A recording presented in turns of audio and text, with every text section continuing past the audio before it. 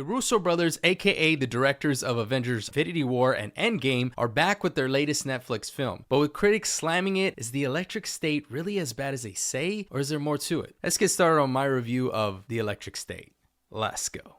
From the town I like nothing when I'm hopefuls lit. A small city or something, but mostly no one forgets. On the outskirts of where I've been dreaming since a kid. Thought I was cursed to never see a radio hit. A Grammy to industry or something even close. Miles outside. What's going on, all my beautiful people? This is Jacey Flames, and I just finished watching The Electric State. Before I do start my review, please note this will be a spoiler for your review, just in case you haven't seen it yet, currently showing on Netflix. Also, please make sure that you hit that like, hit that subscribe, hit that notification bell to stay up to date on more sci-fi adventure films that I'm reviewing just like this. So The Electric State stars Millie Bobby Brown, Chris Pratt, Kiwi Kwan, Anthony Mackie, Stanley Tucci, and more, much more. An orphan teen hits the road with a mysterious robot to find her long-lost brother, teaming up with a smuggler and his wisecracking sidekick. So when I heard about this film, I thought, you know what, I'm gonna check it out. As far as the Russo brothers, I'm only familiar with a few of their films, with that being the two Avengers films that I talked about in the intro, as well as Captain America Winter Soldier, which was my favorite Captain America film. Now, there were some films that followed after, like Gray Man, that I found entertaining, as well as 21 Bridges that wasn't that bad. So I thought I'd give this a try when I saw that it was releasing on Netflix, and within the past couple of days, actually the past week, I've noticed that a lot of critics were slamming it, saying that it was really bad. It was one of the worst movies of this year so far. I thought, it can't be that bad, right? Well, let me get started with this review.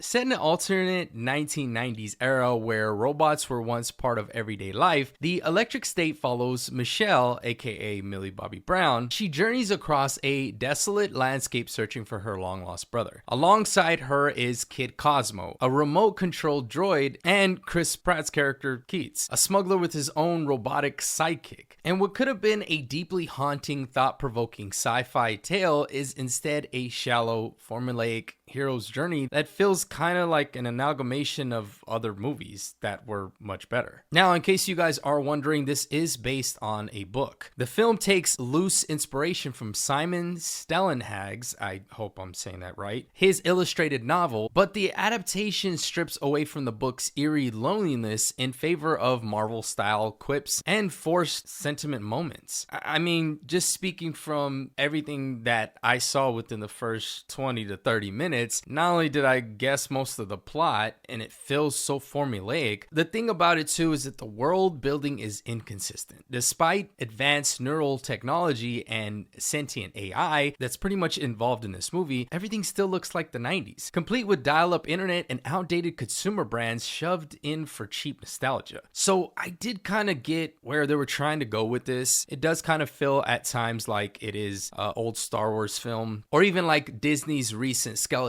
Crew, which was an extension of the Star Wars world and another story that felt fresh and new. They try to keep a lot of the old looking style, but with a blander plot as well as a really bad script. The plot is also painfully predictable, and within the first 30 minutes, I had a solid grasp of where things were headed. There were no surprises, no emotional weight, just an expensive, visually polished imitation of better sci-fi movies we've gotten in the past. Now, let's take a deep dive into the acting. The film boasts a strong cast, but even talented actors like Millie Bobby Brown, Chris Pratt, Stanley Tucci, and Giancarlo Esposito can't elevate the weak material. Brown does her best with what she's given, but Michelle is a generic, rebellious protagonist with little depth. Pratt, meanwhile, delivers another version of his typical cocky goofball persona, which at this point feels just as pre-recorded as the robots in this film. I kind of felt like this was a cheap knockoff version of his character, Star-Lord, in Guardians of the Galaxy. I felt like at least that character was well written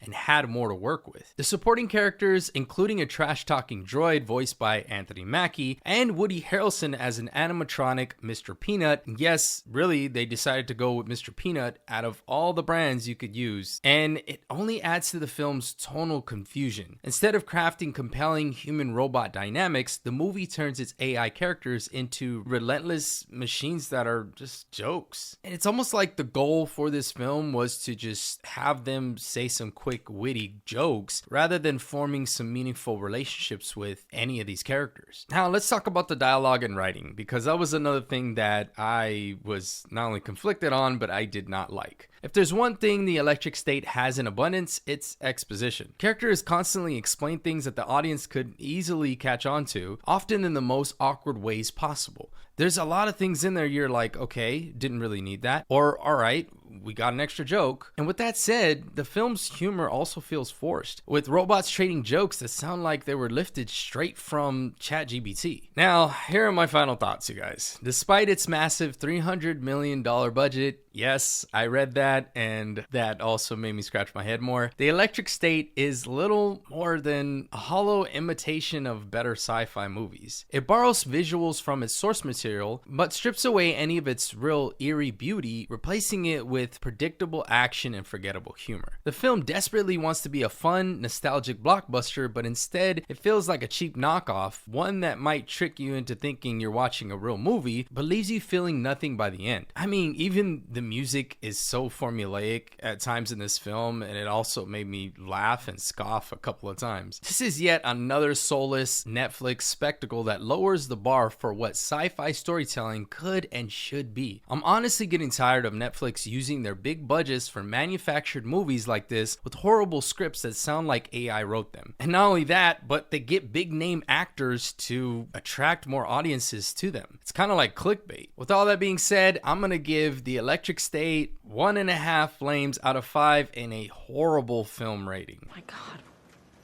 what is that smell? This needs to be heated up and needs more time to cook. Although this film is bad, it does have some small redeeming qualities, and I can honestly just say the look of it with the effects, that's honestly about it, you guys. That's really the reason why I put the half in there. And that's me being generous. Netflix not only spent over $300 million for this film, but the final product feels even more disappointing with that in mind, simply than just a okay movie. It doesn't have a real spark and soul to this film, and that could have made a more memorable or unique experience for anyone watching it. I found myself being glued to my phone or even my computer most of the time, and my computer wasn't even on. Despite all elements seeming to work in its favor, it ends up feeling surprisingly dull. The most disheartening kind of filmmaking is one that seems intentionally hollow, offering little more than an occasional burst of spectacle, and that's about it. Alright guys, so have you seen The Electric State yet, or are you gonna give it a chance? Which was the last horrible film that you watched? Let me know in the comments below. Last thing before I do go, you guys, please make sure you hit that like, hit that subscribe, hit that notification bell to stay up to date. My name's Jacey Flames, and until next time, I'm out.